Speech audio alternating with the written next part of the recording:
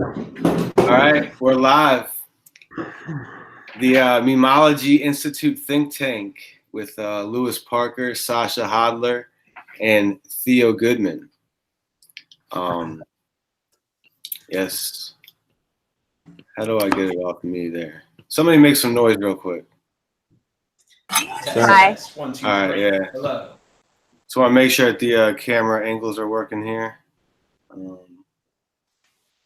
We're going to talk about memes today. The gentleman and the lady here know a thing or two about memes. Lewis goes by Meme Conscious as a Twitter or as a Telegram handle. Lewis, how long have you been studying the memes? Well, I feel like I grew up in a sea of memes, and then like one day I realized that I was studying memes instead of just observing them.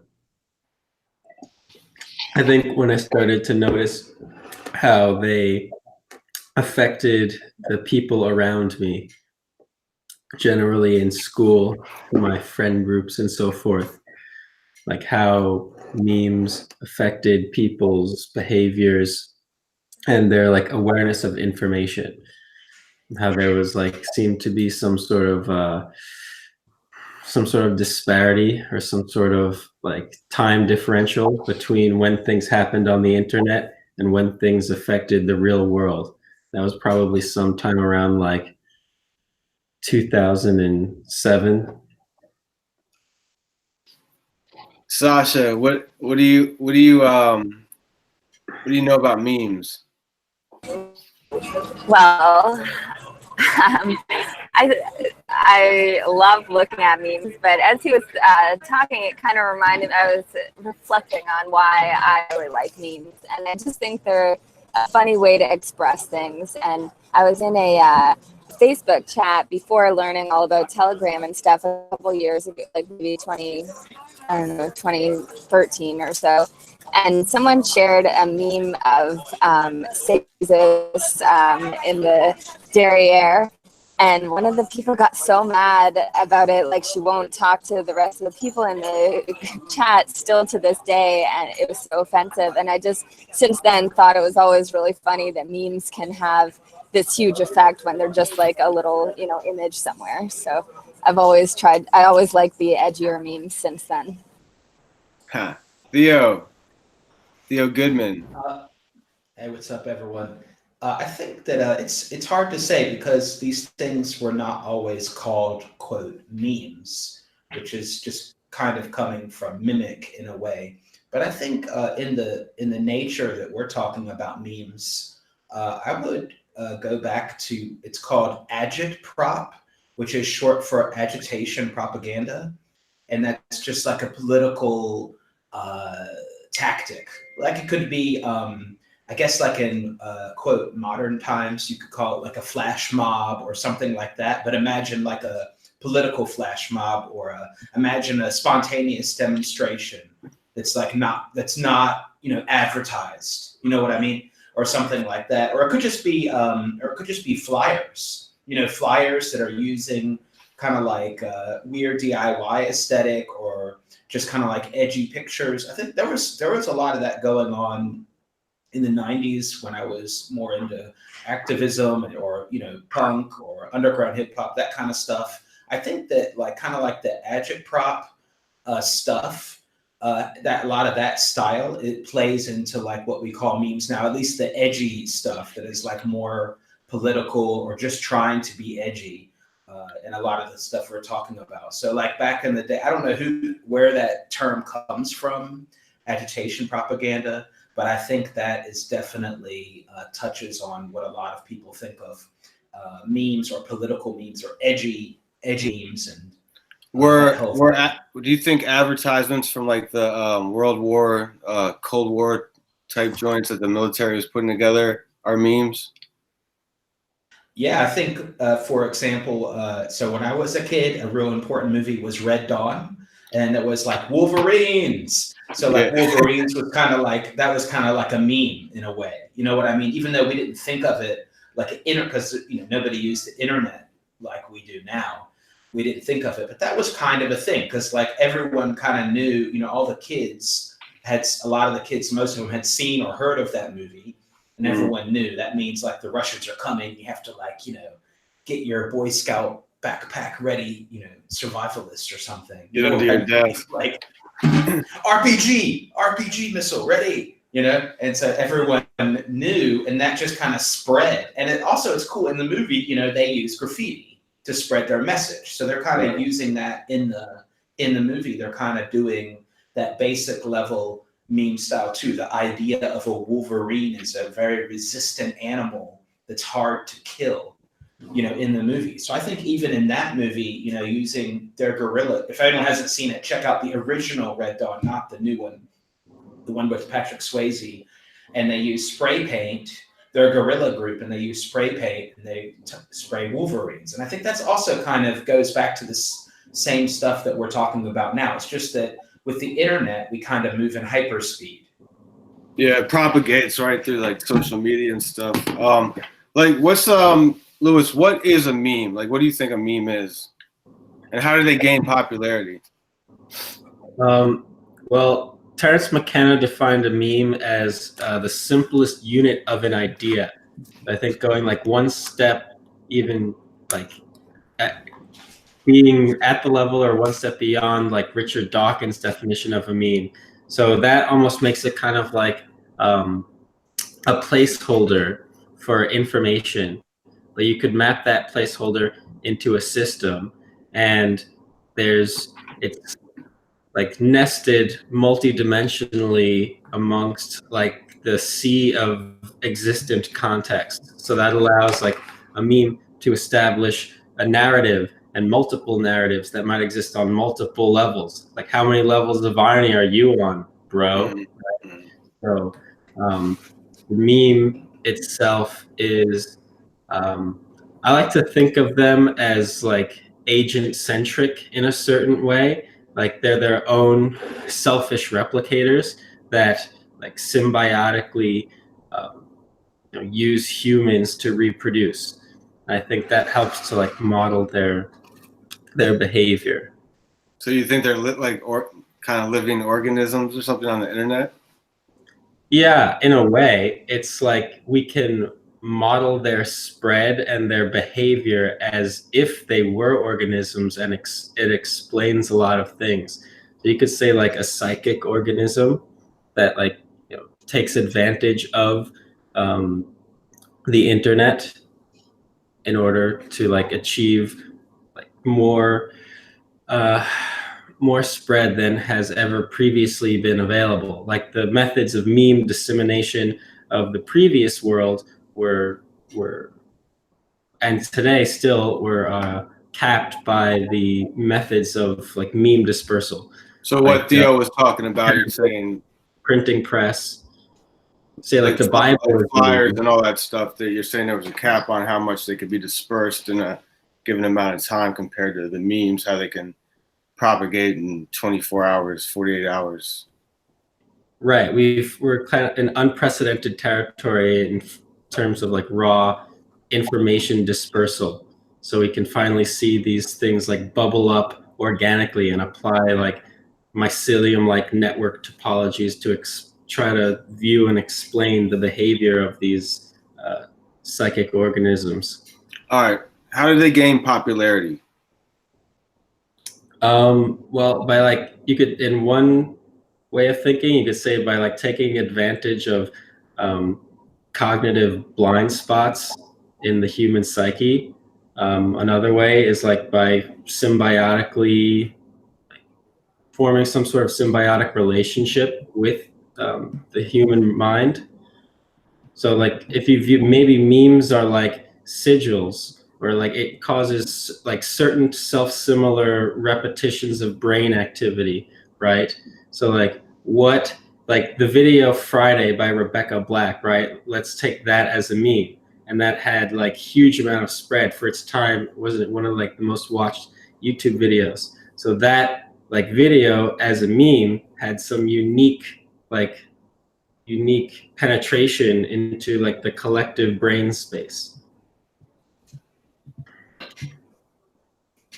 I agree. I mean, I think that's like you were talking about a lot of stuff that like Dawkins, or there's this woman Susan Blackmore. They talk about a lot of that stuff. Like about it's kind of like they get popular. It's kind of like a virus almost, but it doesn't necessarily kill you.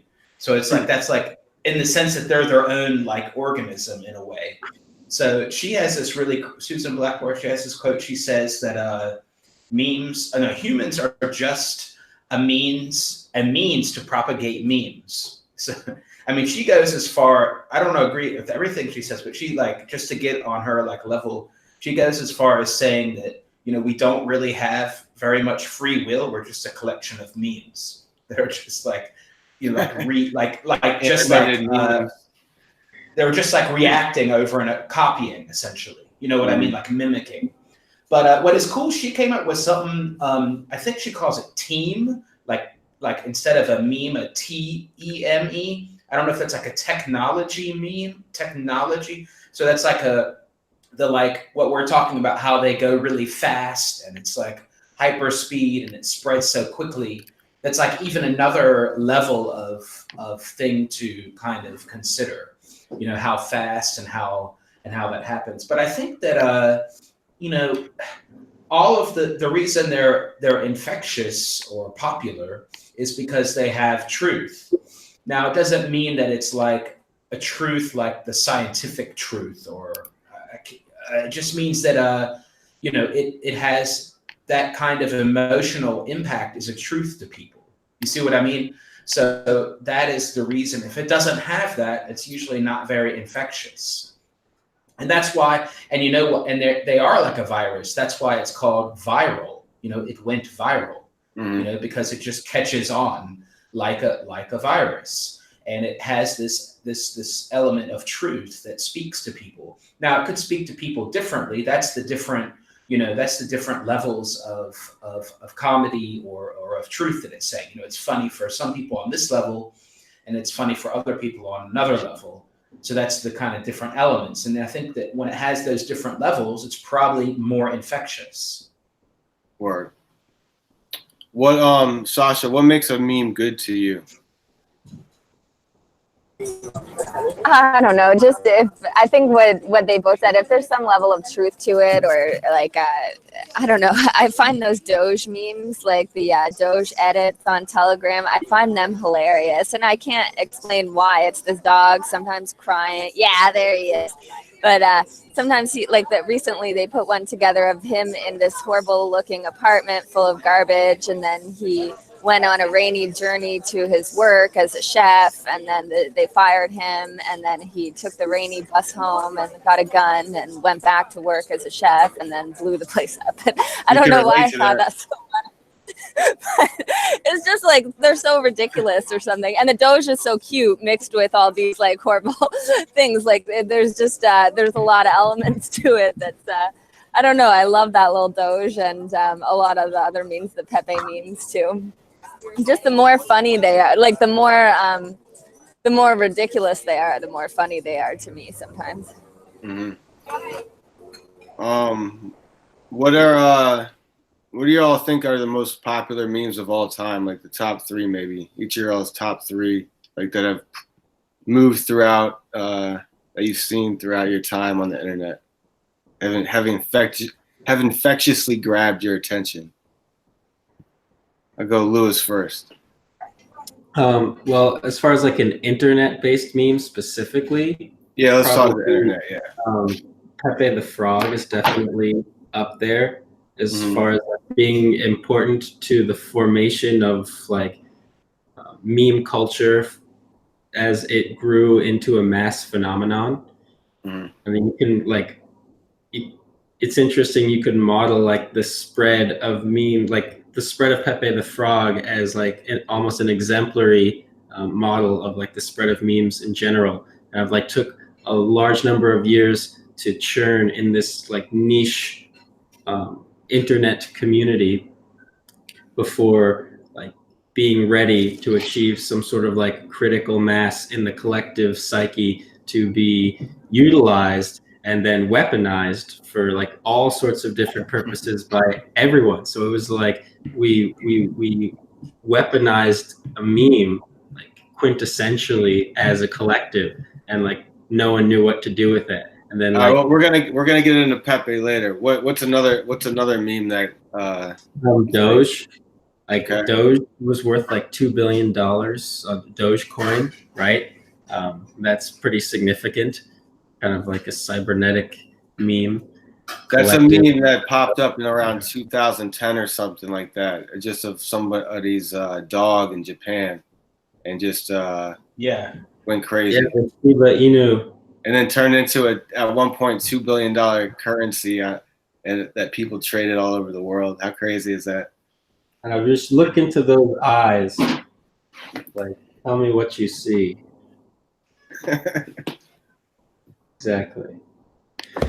Third meme, kind of maybe more obscure, but I like surreal memes. I think they're doing work to like forward meme dialogue. Explain a surreal meme.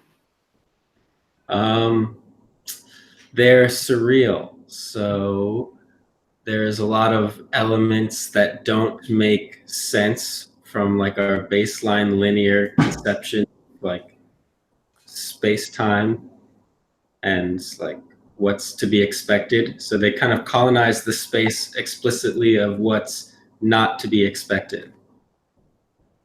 And then there's like when surreal memes meets like Deleuzian philosophy and Nick Land, then that's also a very fun subset of memes. Lewis is deep fried in the memes. Sasha, what are your top three?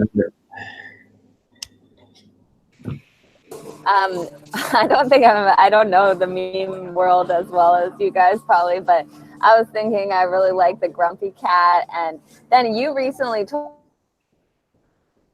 You're breaking up.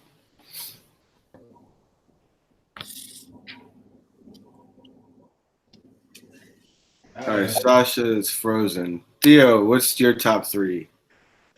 I think it's hard to put them in an order, but I wanted to mention just the word wrecked, R-E-K-T, because of course that I think so. It's also, I mean, I honestly only knew it from crypto, circa late 2014, when the real bear market started and leverage trading really started, and or high leverage trading, and in that scene of traders, it became a real common word to use, just meaning that you got liquidated or a big loss. And apparently it comes from video game like scene, where they would do live chats, and I guess if you got killed or whatever, then you say, oh, I got wrecked. But it's just become it spread like a virus everywhere. I think as far a lot of people use it, so I think that was really just the word itself, a meme.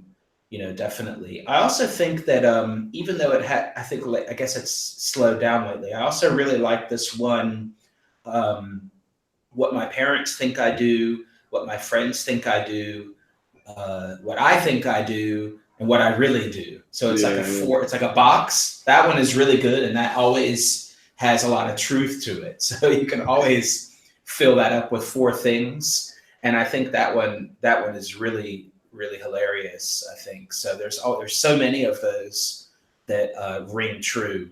As far as Doge, definitely that. But I think I think with Dogecoin, not just but Dogecoin, when it came out at the very end of 2013, that's a real good example of memetics or meme magic or whatever you want to call it, because their whole thing was making fun of how serious and how like financial tech and all this fintech-y kind of stuff crypto was then.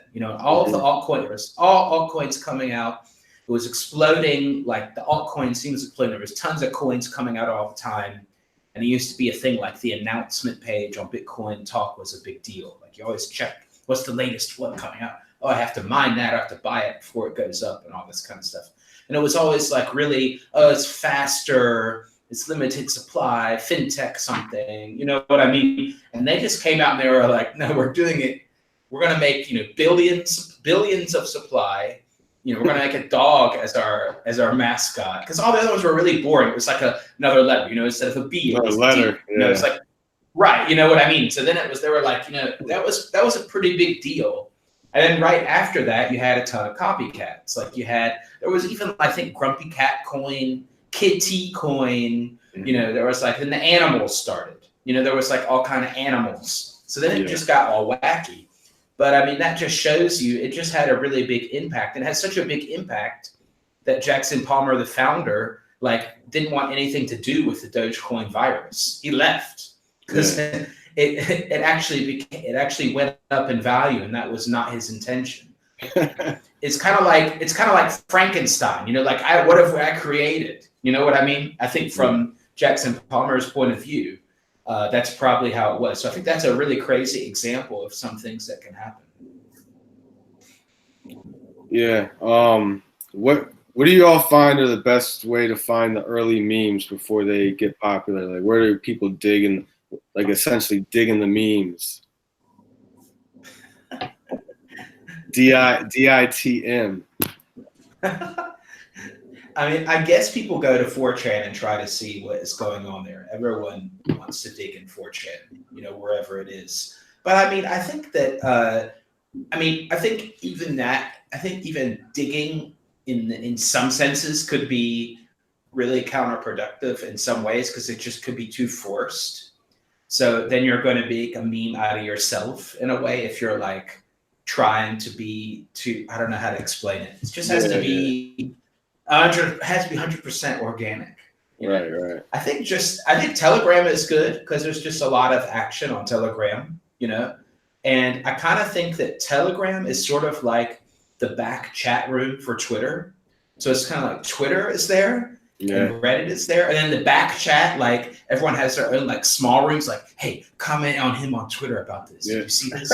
You know what I mean? So it's like Twitter is Telegram is kind of like the back chat room of what's going on Twitter, sort of, That's how I look at it. So I think Telegram is good because it just develops in itself. The sticker packs. Someone will make a sticker pack and it will catch on, And that's kind of that spreads virally, because when you see someone post a funny sticker, then you add that sticker pack. Right. What's a meme that you can think of offhand that grew out of Telegram that everybody would know? The masses. I think Pepe gained popularity. The whole Pepe thing gained popularity from the sticker packs, because that came way before the whole token stuff. Yeah.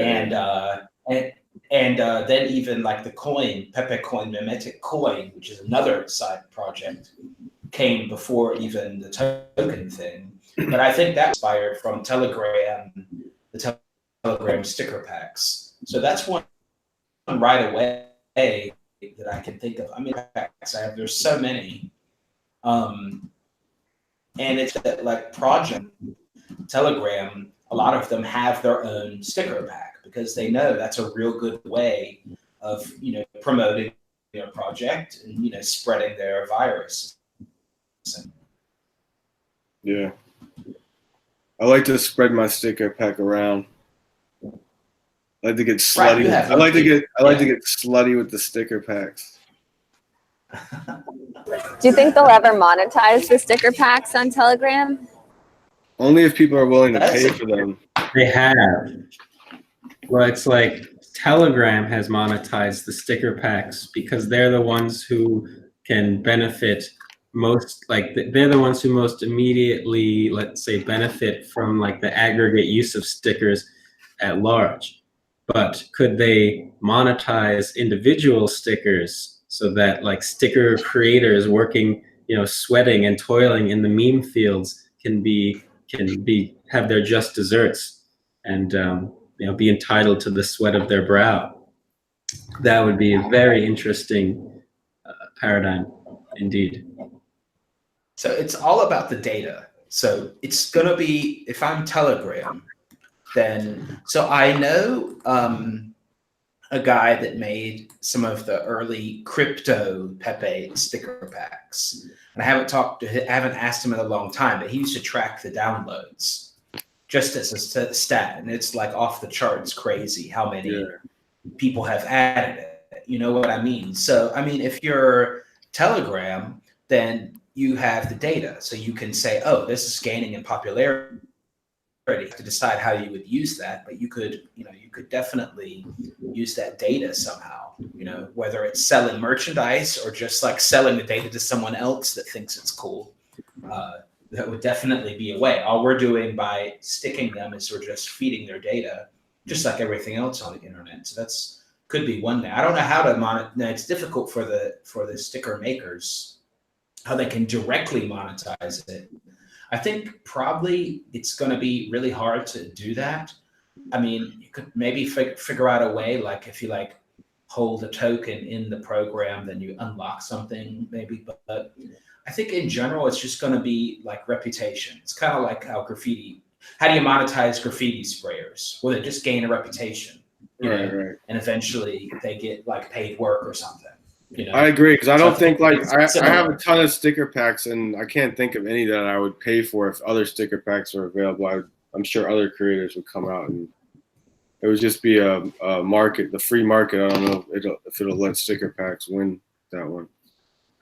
Because Have an interesting dimension. I mean, we'd have to test it out. What if you were posting the sticker in chats and nobody else can do it? But I mean, they could just copy the image, I guess. yeah.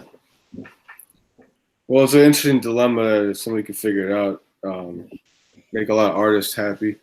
Let's move on. What is a dank meme? When somebody says dank, what does that mean?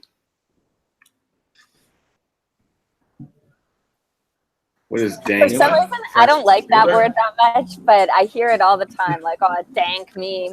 And I just think it means like, means a good meme. Like people like it. It's moist, right? Yeah, it's real moist. Yeah, it's got juice in it. It's got mold, a little crust, a little edginess to it. Yeah, if it's been baking for a while, it might be like fungally colonized. Yeah. But like in high school, like I was trying to explain, I was listening to Kid Cudi, and I was trying to explain how I appreciated Kid Cudi's music to my friends. And I think I often use the word dank to describe. So I think, yeah, it's We used to say this is some dank bud back in the day. Wow, Yeah. bro. Yo, Theo, you got some real dank buds here. That's the first time I heard of it too. Yeah. Dank buds. Yeah. So, and You but think it is ironic because dank. Yes, but dank buds are green, and so is pepe. So that's why that became a kind of thing. It's kind of ironic, So, and in other languages, dank has like a positive meaning. So it means it's like thank you or thanks or something like that. So I think that it just had. Yeah, so I think that has a kind of weird overlap, because there could be other words that are English words that are just like less applicable for being, memes in themselves, because it just doesn't work in other languages. It's too negative or something. So we talked a little bit about peppes. What makes a pepe rare?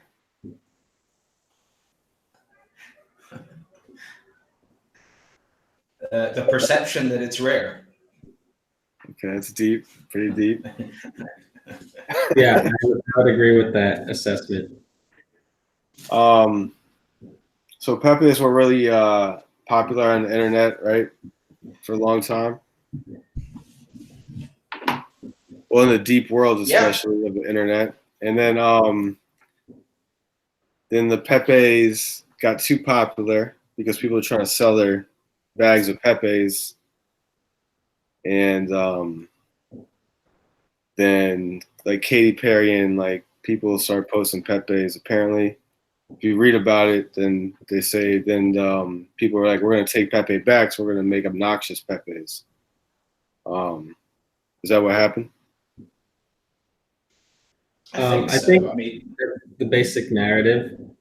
What I find interesting is kind of like the whole rare pepe on the blockchain movement or economy was just incredibly accurately foreshadowed by a completely like ironic hyperstitious economy that existed on the internet, on back channels of niche forums and so forth, that just naturally grew, and like it did grow into an economy of memes and data and information that spilled over, reached a critical mass, and infected mainstream consciousness. That's real. That's true. I mean, I think that that's the right order. I think that's the right order of how it kind of happened. About like, you know, when did Katy Perry post it, or, you know, whatever. But you know, it was like, you mean like the reaction, like, oh, armies are posting peppes now. Now we have They're being too popular. We have to make angry Pepe and like you know, whatever, all these other ones. And, you know, we got to make like, you know, racist Pepes and all this kind of stuff. I mean, you know, you have to. People, of course, there are people that take that seriously. You know, that like, we also have to, and there's going to be some people that don't like all dark humor. You know, that's just how it is. Okay. Sure.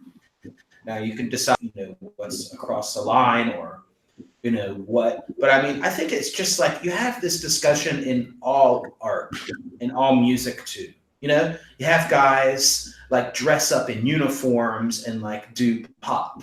You know, you're like, okay, is this like some kind of like militaristic message, or you have people that play militaristic music, but they look like you know, suburban kids. So like, what are they trying to do?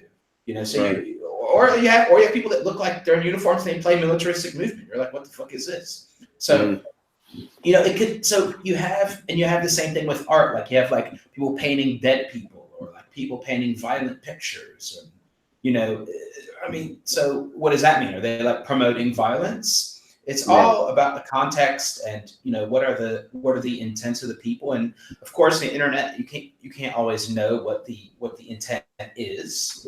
And it could also get out of control of what the intent is. That can also happen. Like with Dogecoin and Jackson Palmer, I think that kind of got out of his control, which is ironic because cryptocurrency, of course, is hard to control. But you see what I mean? It's so I don't know. What was the question? Yes. You answered it. Yes. Answer is yes. No. Yeah. What was the question, to get back to? It was originally, what makes a Pepe rare? What makes a Pepe rare? I think that we agreed that just the perception of it being rare, and I even think that is with a lot of rare things, even gold and a lot of other stuff, because you can't really. It's hard for our brain to kind of conceive how rare something is. Even if there's only one of it, it's kind of weird. It's kind of a weird thing. So, yeah, what does that even mean? There's only one Wu-Tang album. You know, that one album? So what does that mean? What is that? Is that like, do I want it? Or is it rare? I mean, I could hear it more than once. Does that mean it's rare? I'm not sure. I guess it's rare. I would say that's rare for me because there's only one.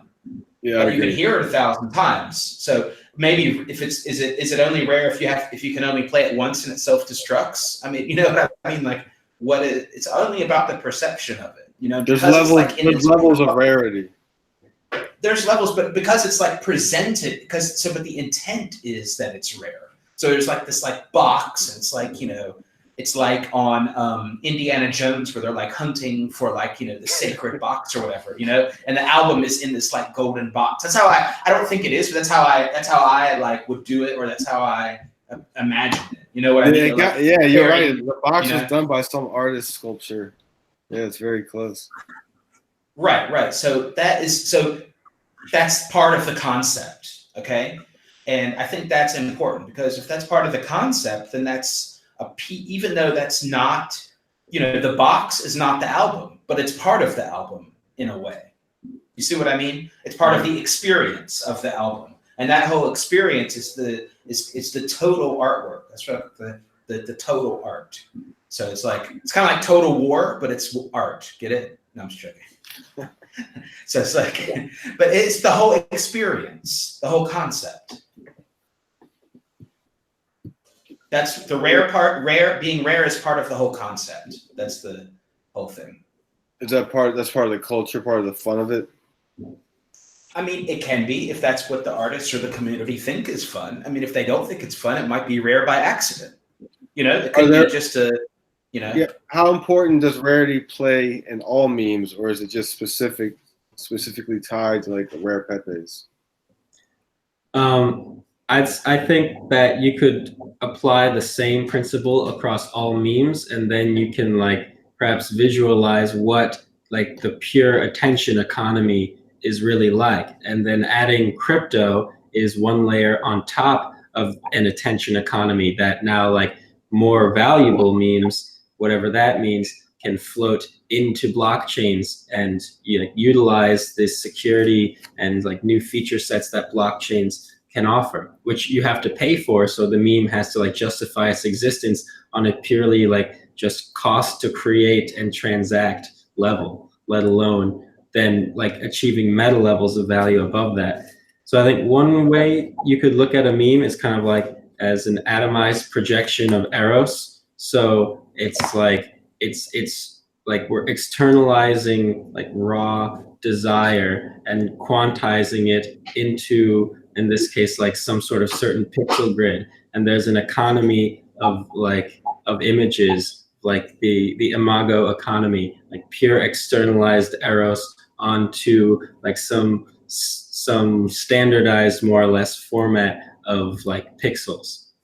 And we're in this process of discovery, and we find it very useful for whatever reasons to engage in this process of discovery and like help memes along in their like evolutionary arms race to project ourselves onto the best memes.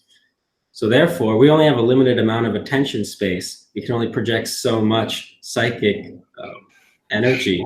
So therefore, like all memes operate on fundamental scarcity of human attention. So would you all say it's fair to say that memes could be used, they could be co-opted to spread a message? Totally. Yeah. And how hard is it to take the brand back, so to speak? It could be impossible, because like memes set up a paradigm where it's no longer like state changes to like the conception of like intellectual property or so forth, or like individual brands, but the whole topology of memes as such creates like a flow of data and information that can only really like weave into itself and create children and permutate and like die off, but then be resurrected by whoever like has the right mimetic sauce to do so. So I think we live in it's a new playing ground. Yeah, so I can't remember what movie it was. There was this one movie where the aliens, they have to have sugar. I can't remember. Does anyone remember what movie that was? Anyway, I think it's Man in Black. I think the aliens in Man in Black with Will Smith have to eat sugar. Anyway, whatever. Just imagine that the memes are aliens, and they have to eat time to survive. Okay, so you have to be careful, what you feed the memes. So what happens is that goes probably into a question you're going to ask later, but it ties into it, because when people try to reclaim a meme, maybe what could happen, the reason it could backfire is because you're feeding the meme a whole lot of time, and you might not know. You see what I mean? So it's like it's giving it more energy and more attention with the time. And if you haven't effectively remixed it, then it's going to do the exact opposite of what you want to do, and you're going to become a meme yourself. You see what I mean? So it's kind of like feeding the gremlins after 12. There's a meme that says "Don't feed the trolls," and that applies exactly what you're saying. The meme is the troll. Right, exactly. So you just have to be, it's kind of like I said, like feeding the gremlins after 12. I mean, it can get out of hand. Indeed. Well, yeah, with like touching on meme magic now, which is like in one aspect like collective loosh extraction engines. It's like pure like negative human energy extraction, and as long as we can set up some sort of system by which to extract lols by whatever means necessary, and a lot of times like the lowest common denominator is just to essentially find people's psychic blind spots or their weaknesses and map those with very accurately targeted memes, or memes that happen to like accurately fit some psychological blind spot and cause like a reaction in someone else. Because from the meme's point of view, it's like, I don't care like what another person's reaction is, I just want their level of reaction to be high, because that stimulates energy around like the local bubble of space-time in which this meme exists, thus increasing its ultimate chances for propagation. Sasha, what do you think of that? Sasha, how do you interpret that? I like all the stuff about the consciousness being woven in with the memes. And I remember a story where they showed this photo of a bunch of, it was like several faces hidden in the artwork. And they showed it to someone in Australia, or like a big group of people, and no one could decipher a certain face in it. Then they revealed the face to a different group in England, and then they showed another group. After the one face had been revealed to one group, the other group could now see the face. It's just because it like went out there in the universe that it was in some people's brains where that face was. Then completely opposite side of the world, other people can now see the face that before the blind group couldn't find. So it's I don't know, I find that stuff really interesting. I haven't had a lot of physics training or anything in that, but I think there's some truth to it that once something's out there, it can take on kind of a magic, a way for it to spread, I guess. And yeah. I think you just touched on like one of the most important and interesting aspects of memes in general, which is their like seemingly like some acausal properties. Now we're touching on like the concept of morphogenetic fields, which I believe was like coined by Rupert Sheldrake, like the collective unconscious or collective consciousness in general, and specifically like the 100th monkey effect of like, seems to be like provably some field by which like you can transmit data throughout like populations of organisms, humans included, whereby you don't, they're not connected by our normal conceptions of space and time. Meaning like we can input data into humans, and then humans somewhere else in the world that have never been exposed to that data or have like meaningful, like change their psychic makeup in a meaningful way that would be like if they were exposed to that data on some level. So like we can reach critical mass of dissemination of a meme by exposing like a small subset of a population to that meme until like the larger population kind of absorbs it by like some sort of like subconscious osmosis without even ever being exposed to the meme in question. Can somebody explain the Streisand effect and how it works with memes? Well, that's what I was going to say about the, feeding the gremlins and the alien sugar and stuff like that, is that, it's basically when you, it's kind of like if you're fighting someone, you try to use force against force, and that doesn't really work. Or it's even worse, you use force against someone that's expecting you to hit them. So that's going to totally they just judo throw you. So that's essentially what's going on, is that the leverage, it's taking the leverage of the attack and using that to propagate the meme even more. So it totally backfired. So the reason that happens is because the Streisand effect, the people lack humility. They're not humble at all. Okay. So when you're not humble and you lack humility, then it's going to backfire 100%. So you have to acknowledge the elements of truth in the meme to be able to regain any part of it. And when people are unwilling to recognize any truth in it, then they're going to try to attack it. Then they're going to lend it a lot of energy because they're going to lend it a lot of time. So you're just feeding into it essentially, and that I think is a big part of it. What do you guys is think? And does it have to have like some kind of censorship side too? Like, why are people trying to censor something? And then that creates, I think, a lot of curiosity around it. definitely?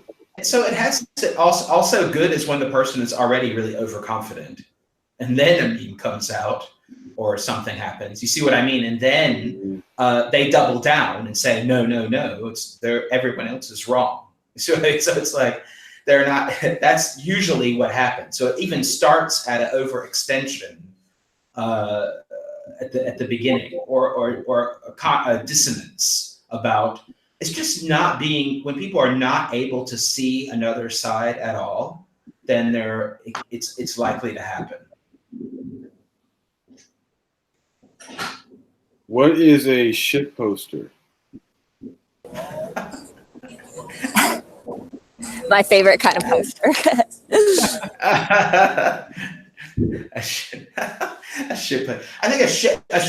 So shit posting is just posting stuff to get a reaction, and people know it will get a reaction. I think it's maybe a sport almost, you could say, of how much reaction The Olympics of shit posting. Yes, the Olympics of shit posting. Yeah, if like you have the decathlon.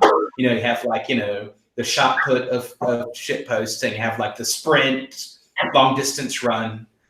All that kind of. So I think that's just more about acknowledging that some things are going to provoke people, and still willing to post that. And if everyone can kind of play along, everyone sees what's so ironic with the posting. And the people that can't see the multidimensional aspect of it are the ones getting shit on. How many levels of irony are you on, bro? What that brings me to, what is an edgelord? An edgelord? Oh, I don't know. Edgelord. I don't know. I've never heard of that one. An edgelord is someone who derives a significant portion of their sense of self from identifying with being on the edge of something. And usually that's like society in some form. There it is. The more you know. There you go. The meme just Someone with level 1 identification complex with the Joker, for example. I've met some people like that. Where it's like, society, you made me this way. Now we'll see. Right. Now I'm not gonna tip. You've created a monster. That's bad. Yeah.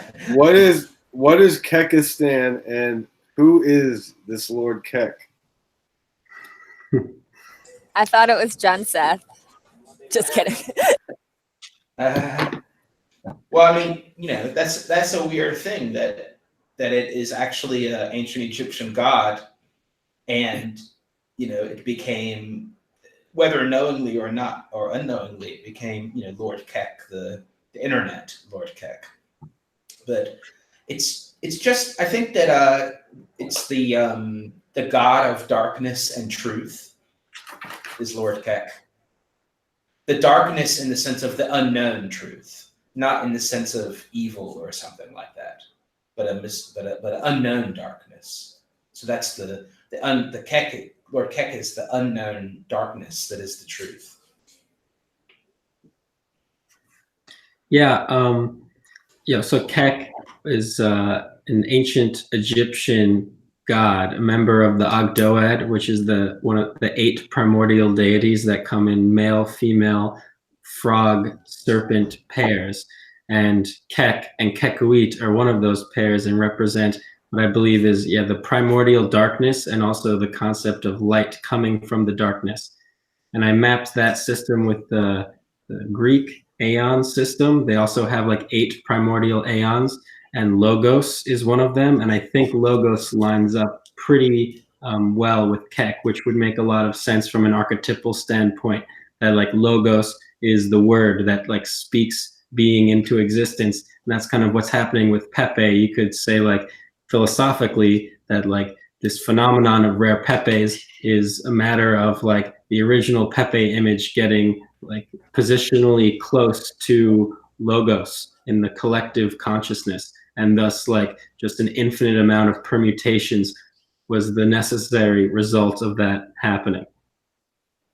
So we have this like ancient Egyptian god dynamic that also plays into this concept of meme magic, like people finding supposedly meaningful coincidences about, like Keck was a meaningful word in meme culture, meaning something about like a laugh, and it had origins in some such MMORPG. So when Keck was also this ancient Egyptian frog god that mapped up with Pepe, and then all these other things like triangulated like enough of a meaningful syntax to like instantly bootstrap a distributed like spiritual system. And because it's like meta ironic, you know, it's 2019. Like we don't have to believe in like religion. We just have to like ironically believe in a religion, at least. That's interesting. Does anybody in here have the Kyrgyzstan flag flying in their place of worship? I don't. No. I have a green plant here. I have a green plant. Does that count? That's important to know. Represent. Yeah, there. See, it's green plant. It's I do have messenger of the truth. Doges. I could take you. I'm actually at the Doge house in Vancouver. So there's a bunch of Doges everywhere. This wheel has a Doge on it. Oh, what do you know? Landed on the Doge. That's what's up. So yeah, surrounded by the warm, light energy of Doge all the time, less so the militant energy of Kyrgyzstan. I have a big DJ Pepe in my house, overseeing the place, keeping it safe while I travel. That's important. Yeah. DJ Pepe is a bodyguard. I feel like he adds a nice dimension to the place. He changes the energy there. Every time you walk out, like if it's dark, it looks like it's a real person, and then you realize, oh no, it's just a giant cardboard frog. A frog that escaped the meme pool. That brings us to an important topic. What is a meme market? Well, I mean, that's a good question.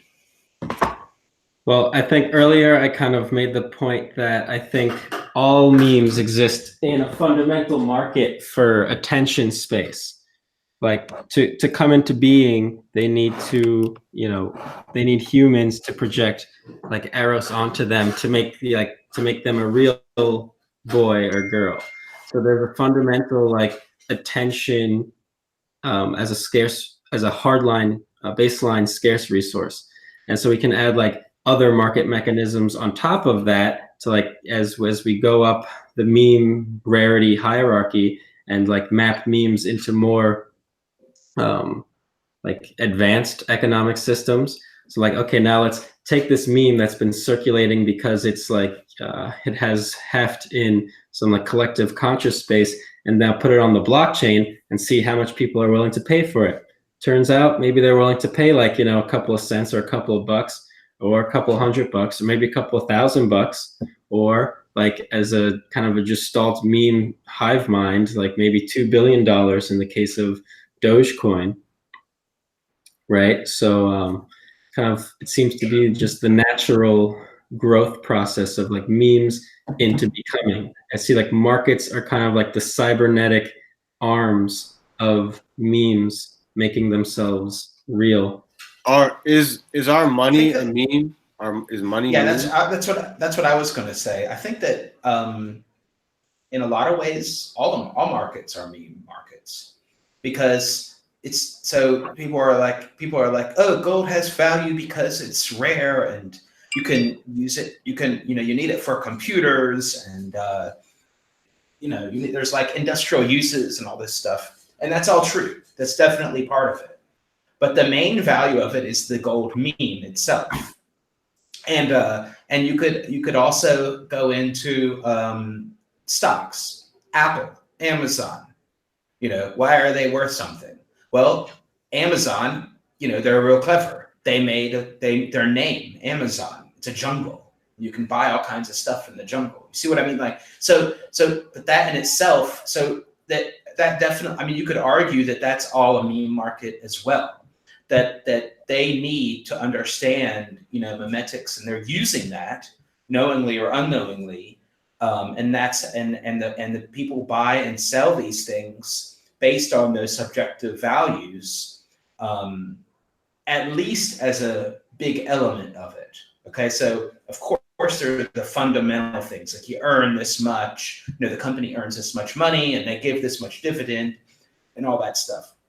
But a lot of the subjective value is meme value. How clever are they? Is the CEO a good speaker? Is he a shitty speaker? Is that company tapped into modern memetics, or are they just like really old-fashioned? Is being old-fashioned their meme?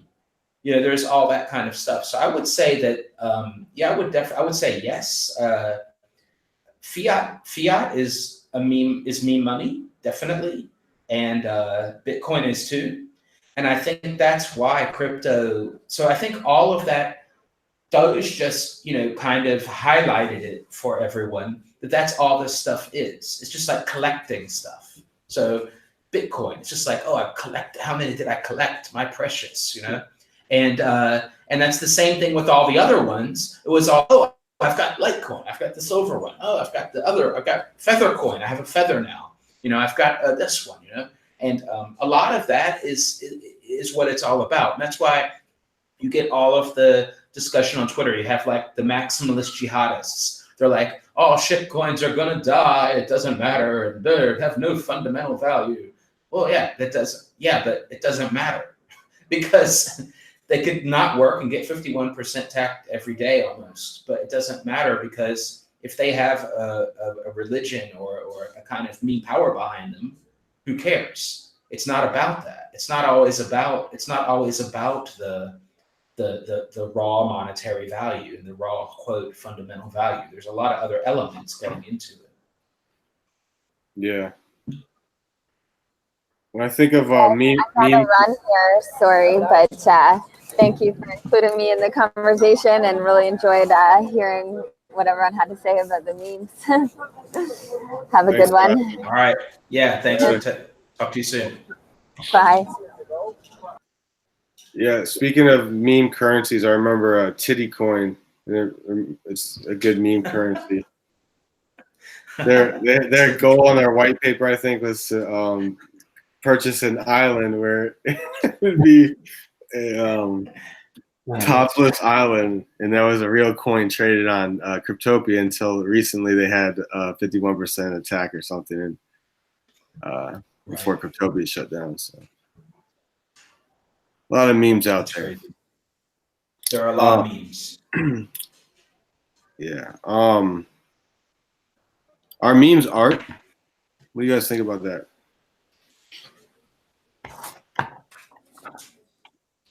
Louis, what do you think? I think art is a meme. Ooh. I like that. Look at this. Just speaking about money. Look, this here is 50 euro. Yeah. I mean, that's totally, it's like got this cool thing on there. Of course, that's anti-counterfeit, but they have, the certain pictures on there for certain reasons. And I don't know if I can do the watermark, but it's like you can't really see it. I have to do it another time, but there's like a lady in the watermark over here. It's like all 3D. So, they do all that. Why they pick that one? Why this one? Why, it all definitely plays into the symbolism. If it didn't, then it would just be a technical, oh no, actually, so this part is a window.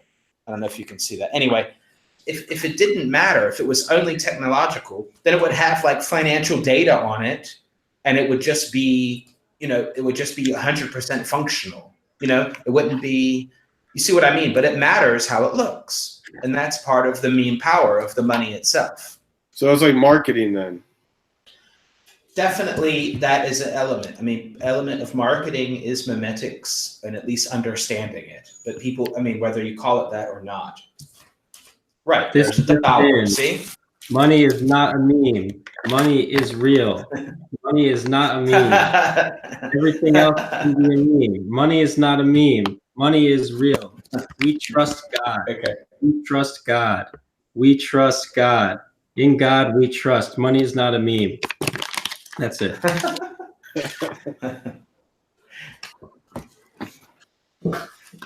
So memes are money. Money is a meme. I like it. And did we say is memes art? What did we decide on that?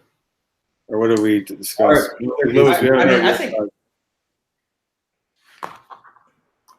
art always just depends on the intent of the creator, but it could also be art for someone else. But generally speaking, if the person that makes the thing, whatever it is, says it's art, it's art.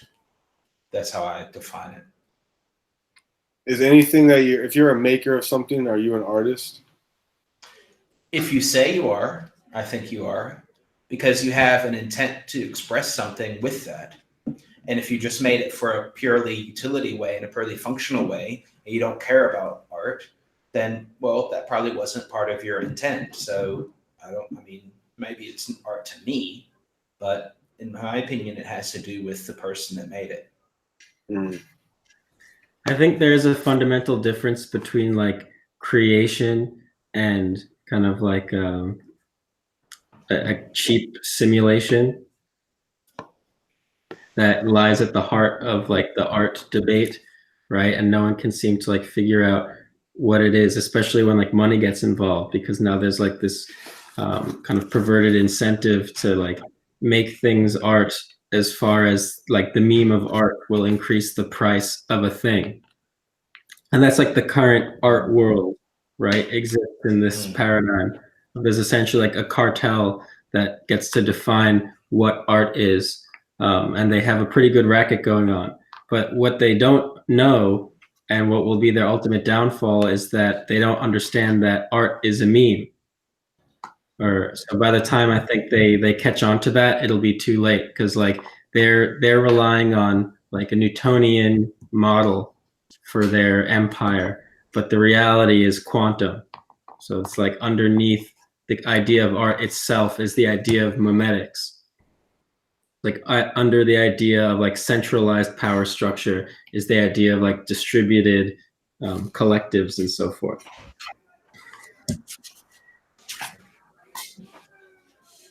Okay. What is memetic marketing? Some brands are picking up on this and using memes, right?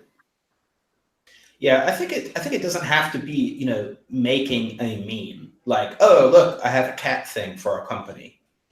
That's not it. It could be. I think it's just understanding at the basic level. It's understanding what we were just talking about. And it's also understanding better how things can have really big backlashes, and being in tune with this kind of energy. Being able to see, hey, this is not the right direction to go, because this is going to get destroyed on the internet because people are going to make fun of it. You see what I mean? And other things. And so trying to, and also it could also be part of crisis management.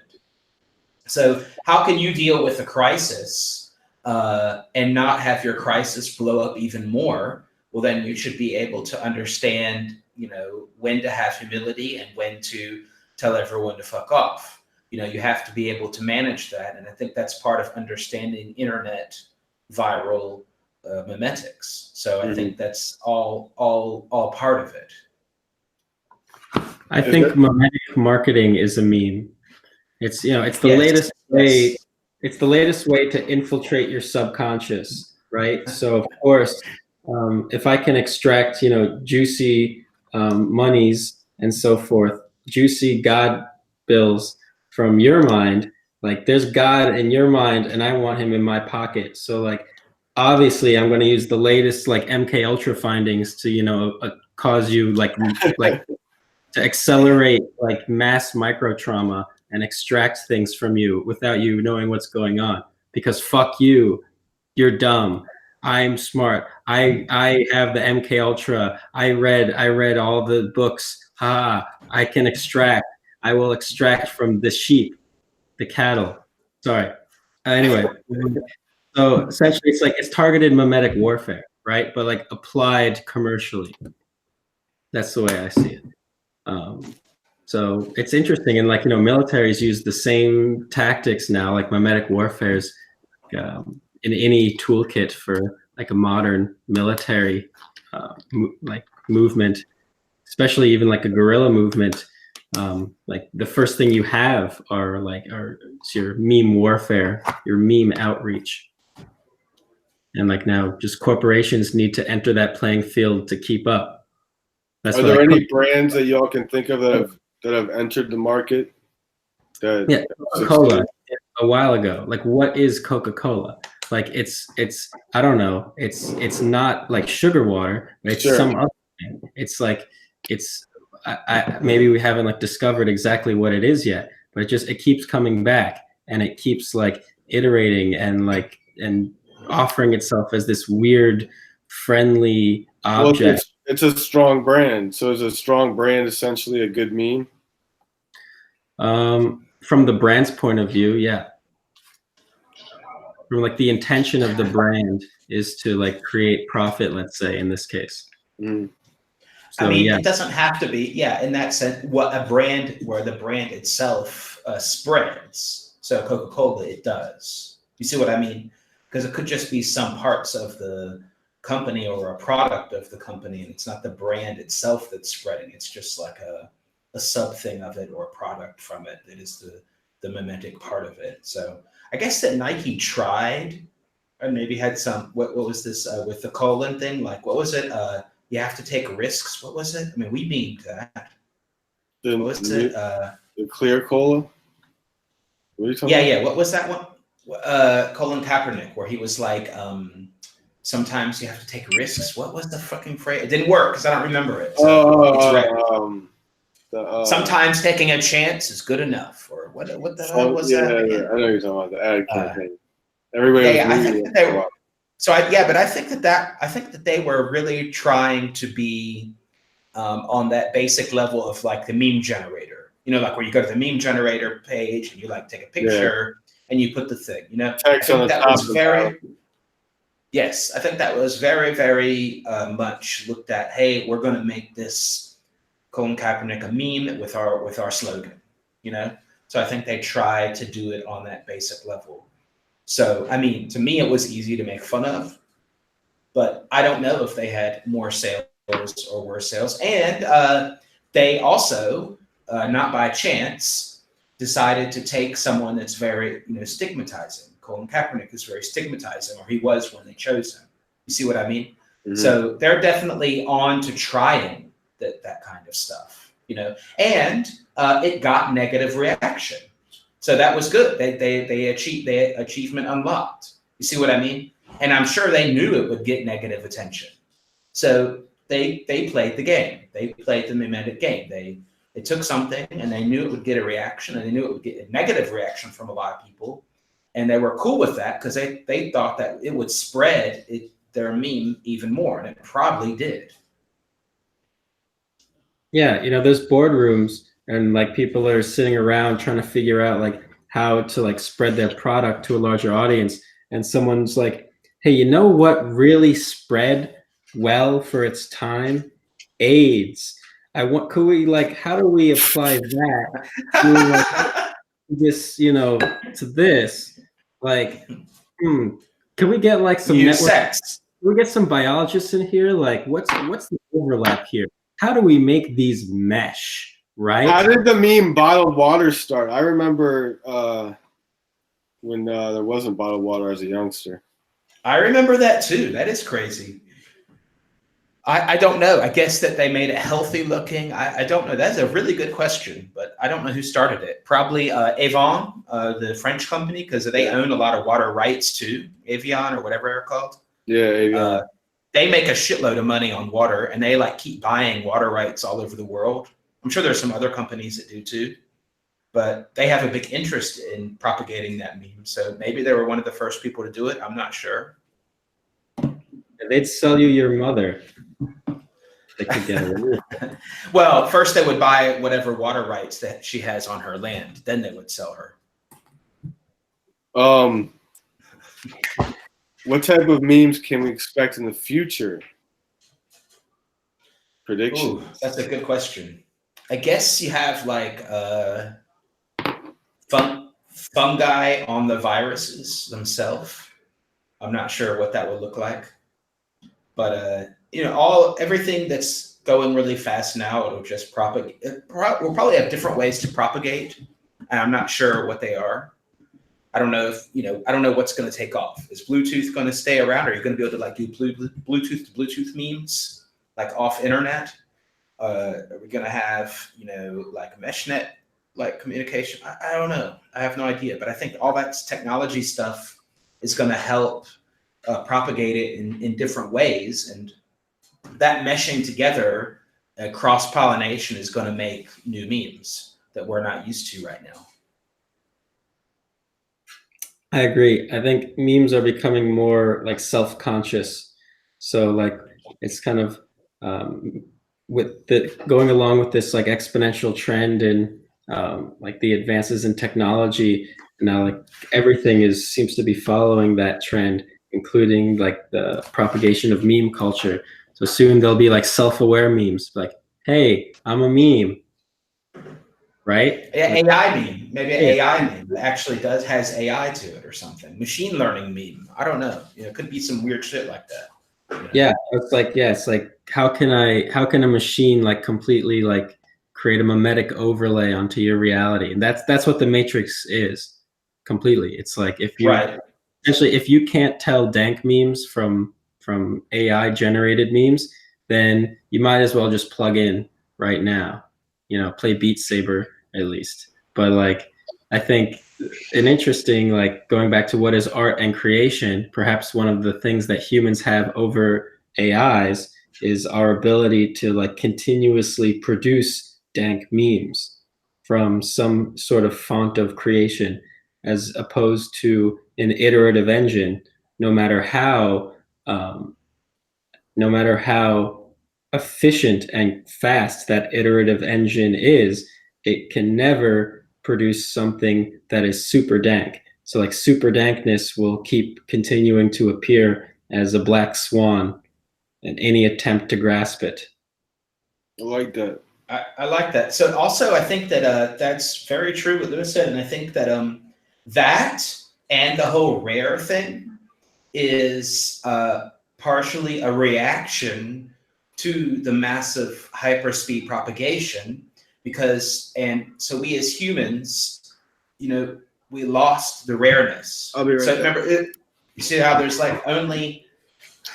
only one Wu-Tang album, and you can't do that anymore because of the internet, where you can't have just like one thing because it's always able to be reproduced and propagated.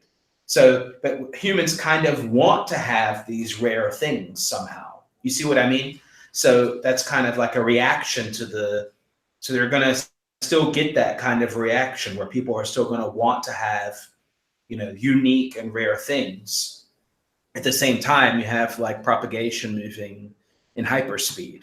So you're going to have both of those polar things. And maybe humans, I think the rare thing, maybe that's part of the quote human element. It's not the AI kind of element, kind of like what you were talking about. Yeah, I would say that like, in a way our brain works as like an internal economy of memes, like delegating scarce like processing capacity and electrical charge to like light up certain sectors over others and like reinforce those potentials over time. So you have like the structure of memes like within your own head, like mapped as like a scarce resource economy and we can just like extrapolate that to the next level of like a group mind, like a human overmind, of which we, like as individual people, comprise individual nodes and are forming this meta network. And our meme transmission is like the basic like compartmentalized data package of like significance as we send it throughout the network.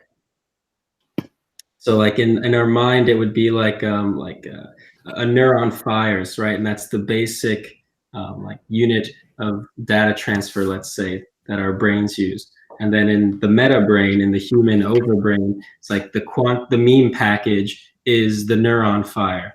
And there is, just like mining, there's a scarce resource involved, not only in like creating the meme, but just sending it along through the network that requires a scarce resource. So I think we could model like what the future is going to look like. It would look like a giant brain.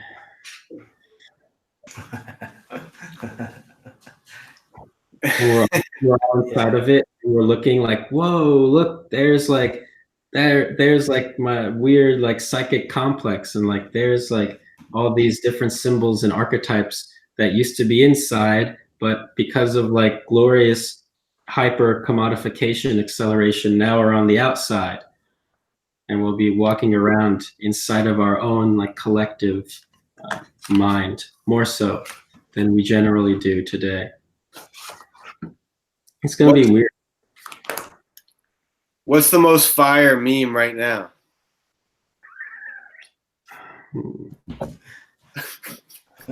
Fire meme. That's a good question. That is a very good question. Well, I've already taken too long to answer, so I don't know. I know it. I know the answer, but I don't know. It's under containment right now, so I'm debating whether or not I should share it at this time. Yeah, it's a trick question. You're trying to get us to expose. No, I appreciate the question for like the sense of collective education, but also as an agent-centric hyper-capitalist, I also have to play like my hand close. Now, is the meme? I'm just going to give you an old recycled one. The meme that there are secret memes is like a pretty dank meme of 2019. Which one? Secret memes. Secret memes. Secret memes. Invisible Yeah. memes. Yeah. So we're creating invisible memes right now, right? I guess for the first time for a general audience. Like here's a secret meme. Oh shit. Yeah. Exactly. So it would be just best if we leave it at that.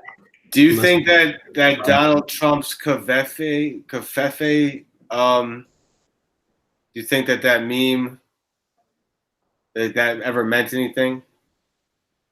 The way it got memed, and you know, somebody created a covfefe coin on Ethereum, and but it just came and went. Like how like exactly, like it means, like recently I saw a diagram of like what Alexa is in like a complete systematic diagram of Alexa. So it like goes back to like the item in a home, and then like the telecommunication networks, and then the mining extraction of like rare earth minerals, and then like data analysis on humans and so forth. So it's like a huge, massive cybernetic collective that has like its tendrils in just like an incredibly vast amount of different areas. So when I think of like covfefe, like what covfefe is itself, and like what it achieved is some sort of like tendrily becoming into mass consciousness. So it's I view it as, it's like from a memetic standpoint, it's pretty incredible. And I know Donald Trump had, I'm pretty sure he hired one of the Oculus Rift co-founders to lead his memetics department, like during his election, and probably carried over. And now I'm pretty sure that guy's building a virtual border wall. Virtual Twitter wall. And it's I read tokenized too. I read It's tokenized. I read something And, about that further field. I think I tweeted out this saying about the virtual wall Donald Trump was building. Is that what So you're the word? Well, the word is that there's a virtual wall, but it's beyond that because the whole thing about who's going to pay for it has already been solved. Because what it is that each section, you're able to launch digital advertisements on each section, and it's tokenized. Are you talking about what the congressman has presented to Congress? I think they made No, like no, that's part of a secret meme. there is a guy that's doing wall coin that's trying to get ICO to build a wall. Think of the graffiti potential of a big wall like that, you know? And think if you were a company, even if you can't advertise on it.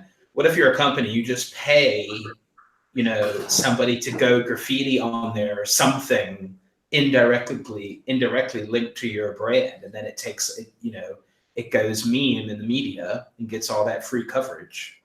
That's pretty huge. So I think you're going to have a lot of stuff like that. I think what's important to note here is that the existence of a virtual wall, which has existed since Donald Trump made comments about building a wall, then he constructed a virtual wall, and the collective consciousness that's now being perhaps done on virtual information systems has more economic impact than either having a wall or not having a wall. And probably the summation of both of those things too. So just the idea of the wall itself is more impactful than the wall existing or not existing for most people. So politics has ascended, we don't need to care. We don't necessarily need to actually do anything, but as long as we trade in real virtualities, then people will keep running around and chasing their own tails. I want to announce the pre-sale of Tunnel Coin. Tunnel Coin pre-sale now, and coming soon. Also, it's still working out. The technology is a Catapult Coin. Is a Tunnel Coin use proof of dig technology? Yeah. Tunnel uses proof of drill. Okay. Proof of drill. Yeah. It's kind of like a dig drill take kind of thing. Yeah. So, do you have ICO investor like Carl Lewis on the Catapult one? It's totally secret. Can't say. Well, gentlemen, I think we've memed it out enough today for the viewers. We gave them a nice 80 minutes or so of memetics. This has been the Memeology Institute think tank, and hopefully episode 2 can happen again shortly. It would be a pleasure. Signing off. Propaganda. Peace. Hail Hydra.